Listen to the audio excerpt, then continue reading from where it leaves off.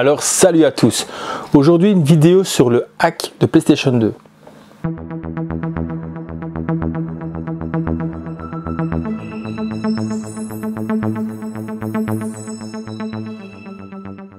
Salut à tous, alors aujourd'hui une vidéo spéciale hack de PlayStation 2. Donc ça fait au moins 6 fois que je recommence cette vidéo parce que j'ai exploré, j'ai essayé diverses façons de hacker une PlayStation 2. J'ai commencé avec ma PlayStation 2 personnelle qui est une PlayStation 2 qui est pucée. Donc bah voilà, ça, on voit pas de différence parce qu'elle est pucée, mais ça c'est la mienne pucée. Et je ne suis arrivé à rien de bon. En fait, le fait qu'elle soit pucée, ça ajoute plus de complications qu'autre chose à l'heure actuelle. Surtout avec les méthodes de hacking qui existent. Donc j'ai parcouru les différents hacks qu'on trouve sur YouTube, les majoritairement en anglais. J'ai appliqué tout ça chaque fois en me filmant, en me disant si je tombe sur la bonne méthode, bah, c'est celle-là que je posterai. À chaque fois recommencer mon intro, bien entendu. Et là, je pense que j'ai trouvé une bonne façon. Donc, à la base, j'étais parti pour faire un hack sans carte mémoire. Pourquoi? Simplement, le fait d'avoir la carte mémoire dans la console, bah, ça prend un slot. Et comme ça prend un slot, certains jeux, par exemple Toka 3, est un jeu qui demande à avoir la carte mémoire dans le slot 1. Ça demande du coup de switcher. Donc enlever la carte avec le bootloader et d'installer la carte avec les sauvegardes. Savoir que Toka, en plus, tout ce qui est demande beaucoup de sauvegardes, parce que tout ce qui est replay, etc., ça s'enregistre sur la carte mémoire. Donc, c'est pas top d'avoir cette méthode-là. J'ai essayé donc avec le disque dur en bootable directement avec le système pour démarrer les ISO présents sur le disque dur. C'était très lent, mais super lent. Du coup, j'ai essayé plusieurs versions, parce qu'il y a un 96, un 93, etc. Enfin, j'ai essayé un bordel de versions. Et là, maintenant, celle-ci, je suis revenu sur la carte mémoire. J'essaye de trouver un moyen, en fait, pour vous permettre de créer des cartes mémoire pour aider vos amis. C'est-à-dire, j'ai mon ami Pino, qui a sa console. Je lui ai acheté simplement un adaptateur comme celui-ci. Donc ça s'achète sur AliExpress, ça coûte 17 €. C'est un adaptateur comme on avait à l'époque avec le port Ethernet, sauf qu'il n'y a pas de port Ethernet. Si je bouge l'autocollant, il n'y a rien derrière, donc il n'y a pas de port Ethernet, c'est pour faire semblant. Mais il possède un port SATA, ce qui permet de mettre des disques durs actuels plus facilement trouvables que des IDE de l'époque. J'ai toujours, moi, le mien que j'avais acheté à l'époque, voilà, c'était avec des ports IDE. Ces disques durs-là sont très compliqués à trouver. On trouve des adaptateurs pour transformer l'IDE en SATA.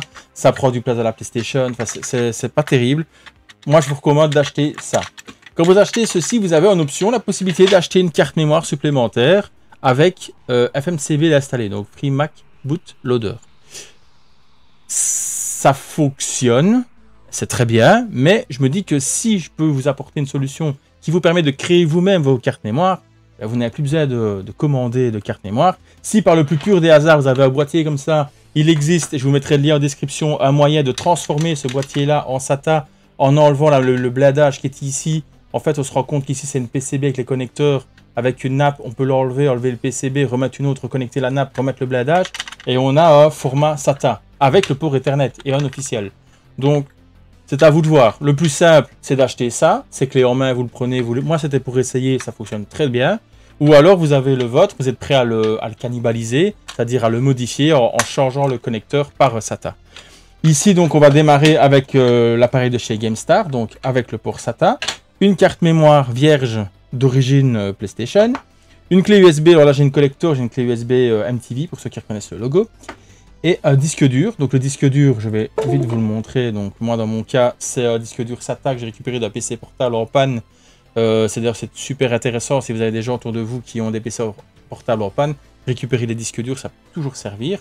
Donc ici, il y a 640 Go, ce qui est largement suffisant pour mettre, on va dire, entre 150 et 200 jeux, donc il y a de quoi vraiment s'amuser.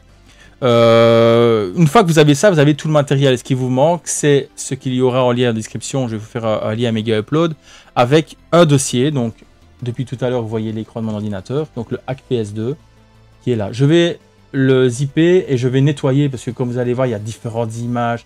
Je vous dis, j'ai vraiment essayé de vous trouver la solution la plus facile et pour que tout le monde puisse arriver à hacker sa PlayStation 2. Je veux dire, allez, maintenant, la console est tellement âgée que tant qu'à faire, autant en profiter. Elle a un catalogue exceptionnel, surtout en shoot 'em up. que j'ai découvert via mon pote Grandpa. Il y a énormément de jeux intéressants, donc tant qu'à faire, vous la hackez, vous pouvez prendre tous les jeux Jap, parce qu'en la hackant, bien entendu, vous dézonez la console. Elle prend toutes les zones de jeu. Voilà. On commence. Donc ce que je vais faire, moi, je vais pas faire ça, je vais faire ça, je disparais, voilà. Je vous montre comme ça les softs vraiment utiles. Donc il y a WinHip, il y a HDD Raw Copy et il y a OPL. WinHip permet de formater le disque dur et d'y insérer des jeux. HDD Raw Copy permet de créer des clés USB ou le disque dur bootable. Donc moi dans mon cas, je n'ai de mémoire, je l'ai utilisé pour le disque dur quand même. Donc faut que ça revienne. Je vous dis, j'ai fait tellement d'essais. Donc en fait, j'utilise quand même HDD Raw pour mettre une version du bootloader sur le disque dur. Ensuite, j'installe une série de choses sur la clé USB. Normalement, j'avais un dossier USB, FMCB USB. En gros, je copie ça sur la clé USB. Ça me permet d'aller chercher des softs boot ici et d'aller lancer un soft dans la console pour créer des cartes mémoire FMCB. Donc après, c'est ça qui serait génial, c'est que vous, avec votre carte mémoire, vous pourrez aller, et votre clé USB, vous pourrez recréer des images FMCB sur carte mémoire. Plus besoin d'aller acheter des cartes sur AliExpress ou sur Amazon, vous pourrez les faire vous-même. C'est ça un peu l'intérêt. C'est le partage, c'est la passion, c'est l'amour des hommes. On essaye de faire tout ce qu'on peut, pas chacun pour soi justement, tous pour tous. Et c'est pour ça que j'ai préféré vous montrer cette technique. C'est un peu plus ouvert, un peu plus sympa. Et surtout, j'insiste bien, effectivement, on s'est hacké en mettant sur le disque dur, etc. Je vous assure, je ne sais pas si j'ai encore une vidéo qui traîne, c'est hyper lent. Vous allumez votre console, vous vous demandez ce qui se passe, vous avez le logo Sony qui apparaît, et puis alors il y a un écran noir, il faut le temps que le disque dur tourne. Il paraît comme étant un SSD, ça va mieux. J'ai essayé avec le SSD, voilà, j'avais ici vraiment pour dire de tester à 64 Go. J'ai testé avec lui, ça fonctionnait pas. Donc c'était quand même pas mieux. Ce qu'il y a de bien avec le SSD, effectivement, c'est plus silencieux et c'est quasiment instantané au démarrage de la lecture des fichiers. Mais la lecture des fichiers, on est quand même restreint par le système l'adaptateur Ethernet de la PlayStation, qui lui, ben voilà, c'est vieillissant, ça n'a pas un taux de transfert extraordinaire. Donc du coup, c'est ça qui crée un peu le goulot d'étranglement. Enfin, soit. On va prendre depuis le début. Je vais prendre le disque dur SATA que je vous ai montré. Je vais l'insérer dans un boîtier. Donc simplement, vous achetez soit un câble, soit un boîtier qui vous permet de brancher un disque dur SATA en USB sur votre ordinateur. C'est très simple. Je vous mettrai ça aussi en description. Vous mettez le disque dur dedans. Le disque dur, maintenant, je vois ici, le boîtier, c'est bleu, il a été reconnu. Mais il n'apparaît pas ici. C'est normal. C'est un disque dur auquel j'ai déjà formaté au format PlayStation 2. Du coup, il n'apparaît plus sur le gestionnaire de fichiers de Windows. Donc, on reprend. J'ai ouvert WinHip. Qu'est-ce que j'ai ici? J'ai fait Select Drive. Il me dit il n'y a pas de disque dur à sélectionner sur votre ordinateur. Ce qui est faux. L'erreur, c'est qu'il faut toujours démarrer WinHip en mode administrateur. Donc, exécuter en tant qu'administrateur. Une fois que c'est fait, vous faites Select. Là, les disques durs de l'ordinateur vont apparaître. Il faut un petit temps chez moi parce que vous voyez, il y a plusieurs disques durs. Il y a quelques disques de mécanique, 4 SSD et 2 mécaniques, donc c'est ça que ça prend du temps. Sélectionnez le disque dur PS2, donc moi ici, bah, comme vous voyez, je l'avais déjà formaté, installé des jeux, j'ai déjà fait des essais. Il y a un jeu ici, des Simpsons, que j'avais installé pour essayer. Je vais le formater. Je vais le formater en HD Loader 48, voilà, ici. Pourquoi 48? Parce que mon disque dur fait plus de 128 Go. Donc, au moment où vous demande de choisir, il faut choisir 48 bits. Dans le cas où vous prenez un disque dur de plus de 128 Go. J'ose imaginer que votre disque dur, à l'heure actuelle, fera d'office plus de 128 Go pour mettre dans votre console. Donc, prenez le 48 bits. Vous faites oui, vous faites OK, et il va formater. Ça prend un petit temps. C'est pas instantané. En attendant que ça se fasse, moi, ce que je vais faire, c'est que je vais vous montrer mon deuxième dossier que je suis en train de préparer pour pouvoir vous le partager avec vous. On voit, vous voyez, j'essaie d'être un peu plus clair. Le jeu, bien entendu, je vais l'enlever. Ici, je l'ai laissé parce que je vais vous remontrer comment on ajoute un jeu sur le disque dur. Ici, HDD Raw Copy, je vais vous le laisser. C'est au cas où vous voudriez installer le HDD Raw Copy dans votre ordinateur. Mais moi, personnellement, je ne le fais pas. J'utilise cette version qui est une version portable, donc qui boot sans installation. le programme, pardon, pour la gestion de tout ce qui est images et des noms des ROM, des ISO que vous allez copier dans le disque dur. Et IMG, c'est l'image avec le FreeMac Boot. Donc en gros, cette image-là, c'est ça que je vais utiliser avec HDD RAW qui est là. Et pousser ça dans mon disque dur. Du coup, je vais avoir une série de softs dans le disque dur, notamment un gestionnaire de fichiers, si vous voulez, qui va me permettre de pouvoir lancer un programme pour créer des cartes mémoire FMCB. Mais on va voir ça en temps et en heure quand il le faudra. Il est toujours en train de formater. Donc, ce qu'on va faire, on va utiliser OPL. On va déjà préparer ça. Moi, quand j'ouvre OPL, j'utilise toujours un administrateur. En fait, quand je fais un hack, généralement, tous les programmes que j'ouvre, que ce soit sur n'importe quelle console, je mets un administrateur. J'ai tous les droits comme ça et j'ai nettement moins de problèmes en faisant comme ça. Il vient de me scanner, il a trouvé 100 jeux. En fait, les 100 jeux qui sont là, donc il y a le Simpson qui est ici, ce sont des jeux, comment est-ce que je dirais bien, je vais supprimer le jeu du coup. Ce sont des jeux que j'ai déjà utilisés, que j'ai déjà installés. Voilà, c'est mon petit catalogue de jeux, ma petite sélection de jeux que je veux dans ma PlayStation 2. J'ai déjà préparé, je me suis fait un petit top 100. Hein. Donc, je vais supprimer ce jeu-là, simplement. Voilà, il est sorti, donc j'ai 99 jeux. Ce que je vais faire, c'est que je vais aller reprendre le jeu que je vous ai montré là, ici, et je vais aller le copier à l'endroit où tous mes jeux sont situés. Ça fait 6 fois que je refais la vidéo, ça fait 6 fois que j'ai la même chose. Il faudrait que je passe mon temps à remettre mes raccourcis vers mes disques durs réseau. Donc ROM, et là j'ai PS2. Dans PS2, j'ai une arborescence particulière. Cette arborescence, c'est OPL Manager qui l'a créée. Donc quand on ouvre la première fois OPL Manager, il va demander où il va aller scanner les fichiers. Il lui faut un chemin, une destination. Moi, j'ai choisi de le mettre sur un NAS. Donc mes ROM sont sur un NAS. Ça me permet, tous les appareils qui sont chez moi, qui ont besoin de ROM, vont chercher au même endroit. Ça permet de ne pas avoir une multiplication de ROM partout dans la maison. Donc c'est pour ça que je travaille comme ça. Mais en faisant ça, il m'a modifié mon dossier PS2. Il m'a recréé une arborescence. C'est pas grave. J'ai pris tous mes jeux, je les ai copiés là où il faut. Il faut les mettre dans DVD. Donc voilà, tous mes jeux sont ici. Donc, quand je dis que tous les jeux sont là, il y a les 99 jeux renommés et prêts à être lus par WinIP. C'est ça le plus important. Ce que je vais faire, je vais aller chercher. Je ne sais plus si j'ai fait un copier ou un coller. Je ne sais plus ce que j'ai fait. Je ne sais plus. Qu'est-ce que j'ai fait? J'ai fait un copier-coller? Non, j'ai pas fait de copier-coller. Je suis complètement à la rue, moi. Je vais rouvrir ça, c'est plus simple. On le prend et on le glisse. Je vais le copier sur DVD. La copie se lance. Mon ordinateur est occupé. Je vois qu'il y a encore une mise à jour, encore en plus, vive Windows 10, pardon. Je suis pas passé sur 11 parce que pour les hacks, j'ai pas mal de problèmes avec Windows 11. Donc je suis revenu à Windows 10. C'est un truc aussi, c'est peut-être une petite info qui peut vous intéresser.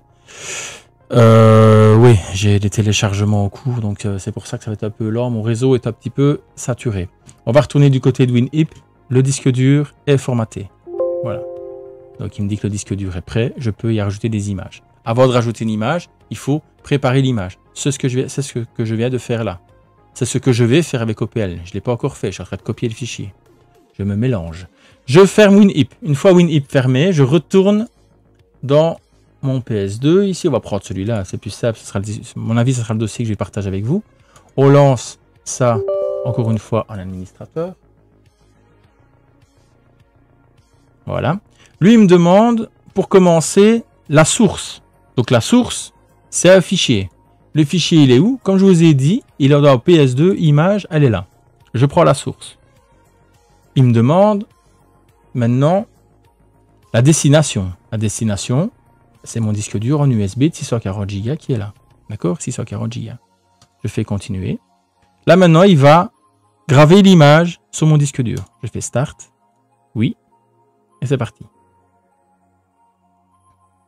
Ça va plus ou moins vite. Hein. C'est pas très lent. Donc, ça, on va rabaisser. La copie se fait en même temps. 2 minutes. Une fois que la copie du fichier sera lancée, je referme OPL, je relance OPM. Vous allez voir, OPL va retrouver de nouveau 100 jeux avec un message d'erreur pour me dire qu'il y a un jeu dans le tas qui n'a pas le nom correct. Une fois que ceci sera terminé avec HDD RAW copy, votre disque dur est prêt. Il n'y aura plus qu'à mettre un jeu dedans. Ça ira très très vite. Ce que je vais faire, moi, c'est vous montrer la clé USB aussi, tant que j'y suis. Et tant qu'à faire, autant... Hop là, autant gagner du temps. La clé USB est installée. Je pense que la clé USB s'appelle... Je ne sais plus. C'est bien elle. C'est une 1 Go. Ça va se voir tout de suite. Voilà, 1 Go, c'est bien elle. Ce que je vais faire, c'est que je vais la formater. Je pense que j'ai pas besoin de tout ça. Donc, on formate. Voilà, donc formater, tac, tac, tac, tac, tac. Ok. En FAT32, hein, bien attention. Moi, j'ai nommé PS2. Vous faites comme vous voulez. Démarrer. Ok.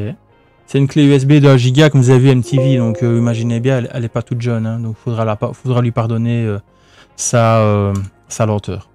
Ici, on est terminé. Voilà. Ce qu'on peut faire, plutôt que de faire un copier-coller, parce qu'en fait, ce que j'ai mis dans le dossier USB, c'est l'image décompressée. Vous pouvez très bien aussi, c'est relancer HDD Raw Copy. Vous pouvez très bien le relancer. Reprendre l'image. Donc, on va reprendre l'image correctement. Donc là, on reprend l'image. On fait continuer. Et là, target, on lui met compact flash de 1 Go. Continuer. Start.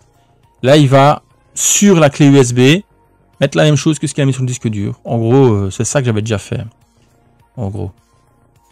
Mais on aura plus facile de créer la carte mémoire en passant par la clé USB plutôt que de passer par le disque dur. Pourquoi? Ça, c'est une obscure raison que j'ai pas solutionnée. Je me suis dit que c'est juste le fait de créer une clé USB et solutionne mon problème. Ah bah alors créons une clé USB. Tout le monde a une clé USB maintenant, je pense. Hein. Donc, la copie, est-ce qu'elle est terminée? Je pense que oui. Elle est terminée. Elle est terminée, elle est terminée. Donc, maintenant, on retourne dans OPL. Si je le trouve, il est là. J'ai trop de trucs ouverts. J'ouvre OPL. Enfin, je referme OPL, pardon. Je retourne dans OPL. Je relance OPL. OPL, une fois démarré, il va scanner. Et là, il va trouver sans jeu, vous avez vu. Et il me dit qu'il y a un jeu mal nommé. Ok. Je vais voir. C'est les Simpsons. Il est mal nommé. Pas de problème. On va le renommer. Donc, il est là. Mauvais nom. Obtenir le titre depuis. Il va chercher dans sa base de données. Il va le renommer. Une fois que c'est fait, vous faites l'update du fichier. Ok. Il est renommé. Et il passe parfaitement à sa place. Donc, voilà. Il faut juste le retrouver. Hein. Donc, c'est... Si je dis pas de bêtises, c'est à The. Voilà, il est là. J'avais déjà fait, donc, lui, il a une base de données avec des images, forcément, que j'ai déjà scannées. Je vais m'amuser à les supprimer. Hein. Donc, mais quand vous voulez les pochettes, c'est très facile. Vous allez Action Holo, téléchargement de Art. Ok, vous cochez tout. Faites démarrer.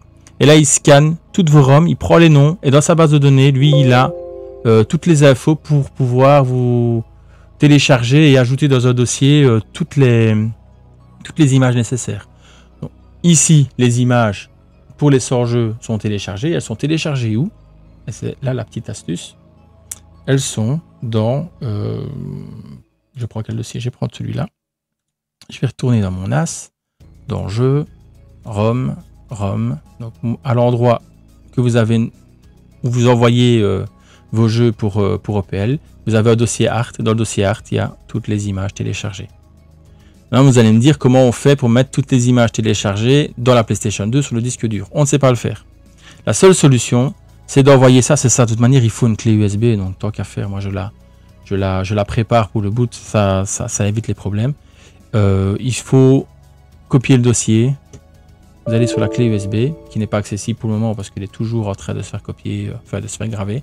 Une fois que ça sera gravé, vous collez les photos, les images sur la clé USB. Le jeu étant renommé, on peut aller sur WinHip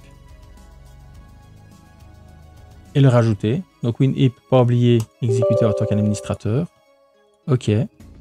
Vous allez chercher votre disque dur. Il scanne. Le disque dur est là. Il n'y a pas de jeu. Faites Add Image, Image File, Add Image. Là, il est déjà dans mon bon dossier parce qu'il a l'habitude maintenant. Hein. Donc dans mon dossier ROM qui est sur mon NAS, dans le dossier PS2, tous les jeux sont là. Moi, j'ai trié par modifier-le. Comme ça, je sais le dernier jeu que j'ai rajouté dans la liste. Je le double-clique. Il est là. Je vais lui demander de démarrer l'ajout du jeu sur le disque dur. Je fais Start. Voilà.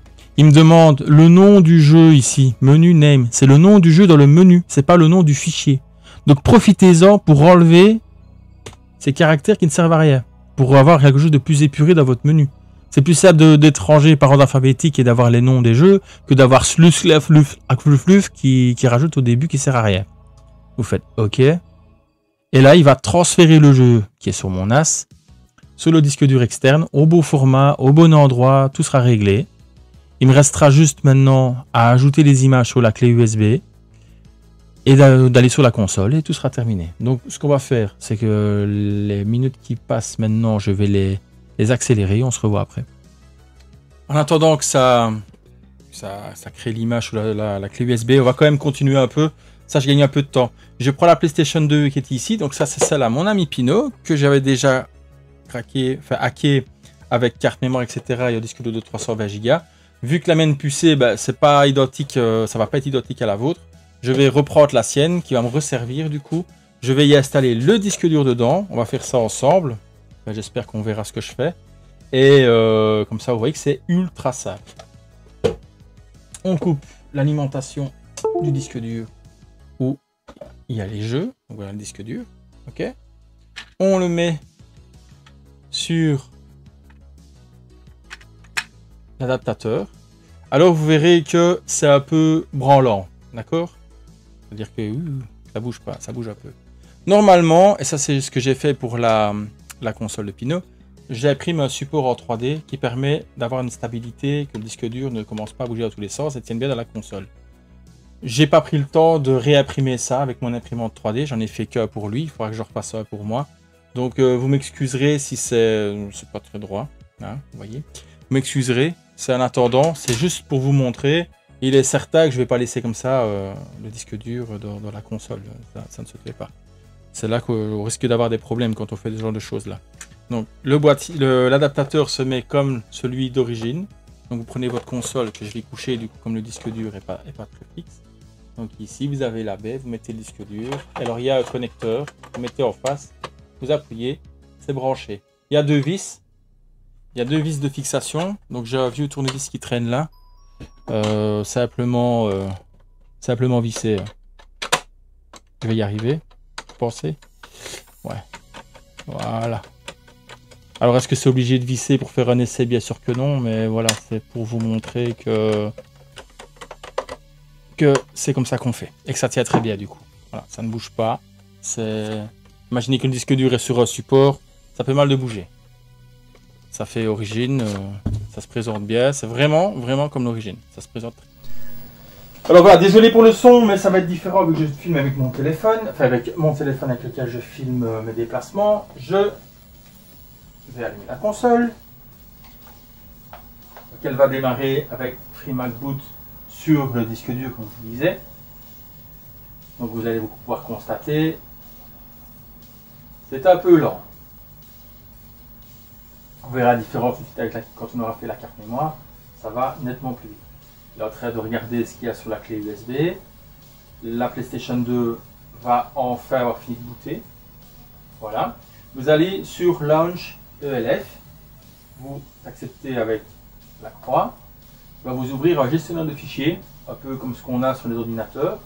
La confirmer, c'est avec O et les menus, c'est avec R1, R2, mais ça, c'est noté. Hein. Donc, pour naviguer, c'est O, et pour avoir des informations, c'est triangle, pour avoir des configurations, c'est Select. Donc nous, on fait O pour aller voir ce qu'il y a dans les différents disques. Ici, on a la carte mémoire numéro 1, la carte mémoire numéro 2, le disque dur, divers dossiers, et nous, ce qui nous intéresse, c'est le MAS. Le MAS, ça correspond à ma clé USB. Je vais sur FMCB Installer, donc c'est l'installateur de FreeMac Boot. Il est en train de démarrer. Voilà, une fois qu'il est démarré, ça va normalement assez vite. Vous avez le choix, soit une installation normale, soit une installation multi. Moi, je choisis toujours d'office la multi. Valider, c'est plus au 0 comme dans le logiciel juste avant. C'est comme dans la PlayStation 2, c'est avec croix. Attention, l'installation multi, les fichiers avec le système corrompu, donc il préconise l'installation normale. Mais nous, on continue sur le multi. FMCB va être installé sur la carte mémoire de la fente A, oui. il est en train de copier sur la carte mémoire du slot numéro 1 le bootloader. Une fois que c'est terminé, pour démarrer la console et on sera sur le slot. Là, à partir de maintenant, on va faire un accéléré.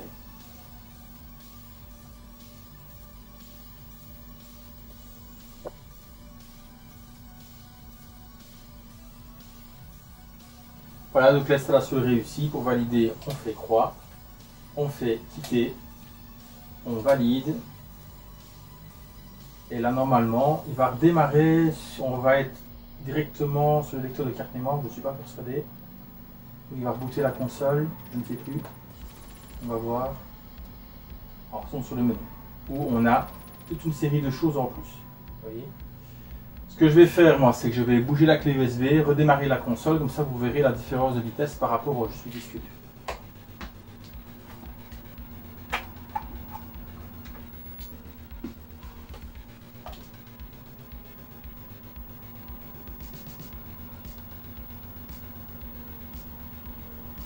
Voilà, c'est pas un accéléré, hein. Le temps que ça a pris pour démarrer la console. C'est pour ça que je préfère mettre une clé sur la carte mémoire. En plus, en ayant une carte mémoire comme ça, n'oubliez pas, si vous avez une PlayStation 2 Slim, ça fonctionne. Je vais vous montrer en fait le lanceur de jeu PlayStation 2, le programme qui lance le jeu PlayStation. Lui permet d'aller lire soit les jeux sur le disque dur, soit même sur une carte mémoire, si vous avez une carte mémoire avec des slots SD, soit sur le port USB, soit sur le réseau. Dans le cas de l'appareil vendu sur AliExpress, il n'y a pas de connecteur RJ45, donc le connecteur réseau ne sert à rien. Ce qu'on va faire, on va lancer une première fois PS2 Loader. Pourquoi? Parce qu'en le lançant une première fois, il va créer toute une série de dossiers sur le disque dur. Ces dossiers-là seront importants pour la suite, seront importants pour pouvoir y mettre les covers qu'on a copiés sur la clé USB. Moi ici, je vais quand même régler certaines choses. Donc vous avez Settings, Display Settings. On va aller dans Display, dans Settings.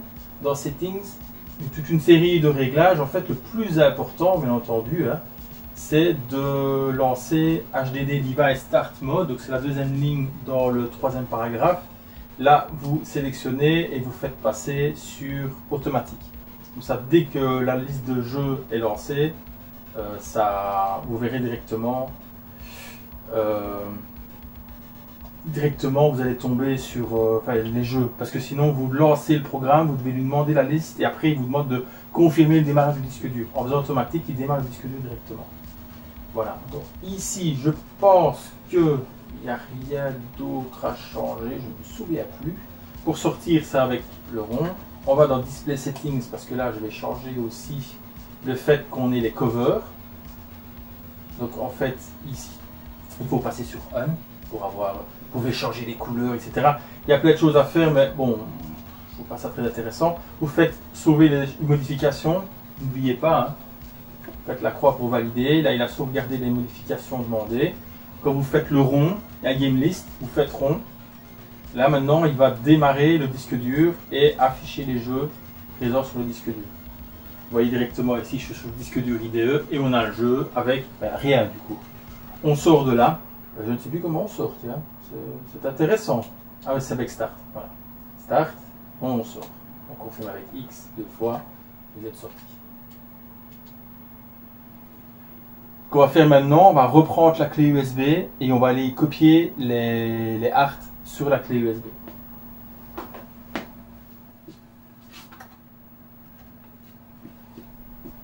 Donc on relance Launch ELF, donc c'est le gestionnaire de fichiers. On fait la croix pour confirmer. Et même ça démarre plus vite. Tout fonctionne plus vite quand on travaille avec la carte mémoire. C'est comme ça. Donc la clé USB, c'est mass. Donc mass, confirme avec le rond. J'ai le dossier ARC qui est là. On fait R1. On a un menu. Il y a copy, cut, delete, rename, etc. On prend copie. On valide avec le rond. Il est copié. On retourne maintenant en arrière. On va dans HDD. Dans HDD, si mes souvenirs sont bons, dans HDD, il y a un dossier qui sera créé, il sera OPL. Il faut le temps qu'il démarre le disque dur. Voilà, OPL est ici, donc plus OPL. Vous validez. Il y a un dossier ART. Vous faites erreur et vous faites paste. Vous validez avec le rond. Il va vous dire que y a un conflit avec les noms, mais c'est pas grave, on peut quand même enregistrer. On fait OK. Et voilà, il lance la copie. Toutes les pochettes sont en train de se copier dans le dossier ARC du disque dur. Donc après la clé USB, vous pourrez l'enlever. Donc petite précision, hein, comme vous avez vu quand j'ai lancé le loader PlayStation 2, il y avait aussi la possibilité de lancer en USB les jeux. Donc c'est ça que je disais, si vous avez une PS2 Slim, vous faites ce que j'ai fait avec une carte mémoire comme ça prête. Une fois que vous avez la carte mémoire, vous arrangez avec quelqu'un qui a une FAT, vous trouvez toujours bien quelqu'un autour de vous qui a une FAT, vous faites la modification. Une fois que vous avez ça, vous la mettez sur votre Slim. La Slim démarrera sur la carte mémoire et vous pourrez mettre un disque dur externe en USB sur un connecteur USB de la console et aller y lire les jeux. Donc ça fonctionne aussi avec une Slim. L'avantage de la FAT, ben, c'est d'avoir un truc vraiment tout intégré, c'est d'avoir un disque dur externe. Mais pour ceux qui ont une imprimante 3D, je pense que sur Thingiverse, si ce n'est pas déjà fait, il va y avoir un petit rack qui va pouvoir se mettre à la PS2 Slim pour pouvoir y loger un disque dur de 2,5 comme ça. Vous passerez le câble discrètement pour faire quelque chose de propre. C'est dans la conception de ma tête. Il faut attendre la fin de la copie, hein, donc vous avez vu, il y avait presque 50 mégas, ça c'est très lent, hein. On est sur une PlayStation 2 aussi, ça date. On est sur de l'USB, je ne sais même pas si c'est du 2.0. On est à 26 mégas de copier, on doit attendre que tout soit copié pour pouvoir sortir de là, relancer le launcher PS2, et là, comme par magie, on aura les pochettes. On se revoit direct après. Voilà, donc les arts sont copiés sur le disque dur. On revient en arrière, donc on va sur les deux petits points avec la barre au-dessus, donc là, et on valide avec le rond. On va au-dessus, on valide avec le rond. Une fois que c'est fait, on peut éteindre la console. On éteint.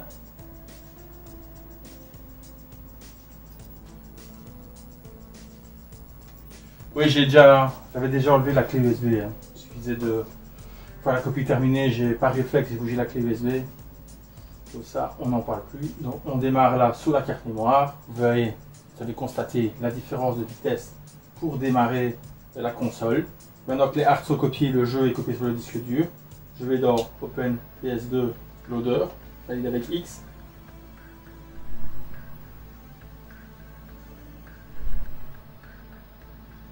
Automatiquement, il est en train de démarrer le module HDD. C'est pour ça qu'il y a un petit rond là. Quand je vais faire Game List, voilà, j'ai la pochette. Ça a quand même plus de gueule. Quand vous aurez tous vos jeux là, vous descendez et vous verrez. Je vais redémarrer la console maintenant. Je vais faire pause. Je vais mettre le système que j'ai installé à Pinot. Et comme ça, vous verrez avec l'ensemble de ces jeux comment c'est fichu sur son disque dur. Donc voilà, vous n'aurez pas vu de différence, mais la console de Pinot est installée. On la démarre. Et là, ici, il a une carte mémoire bleue. Vous voyez la différence. C'est bien sur sa console. De toute façon, vous allez voir tout de suite la différence quand je vais aller dans la liste des jeux. Lui, il a un disque dur de 320 Go. C'est un petit disque dur. Largement suffisant pour ceux qui le voulaient comme jeu. Au-dessus de 100 jeux, ça commence à devenir un petit peu tordu d'avoir plus de jeux que ça. Donc, lui, je lui ai laissé le démarrage sur USB parce qu'il peut-être de temps en temps il mettra des jeux par clé USB. Vous voyez, donc ici en dessous, vous avez un menu USB, SIA, un périphérique USB et un IDE. Moi, j'ai activé que ces deux-là. Comme je vous ai dit, on peut activer aussi la carte mémoire et le réseau. Mais dans le cas d'un adaptateur de chez GameStar, il n'y a pas de carte réseau, donc ça ne sert à rien.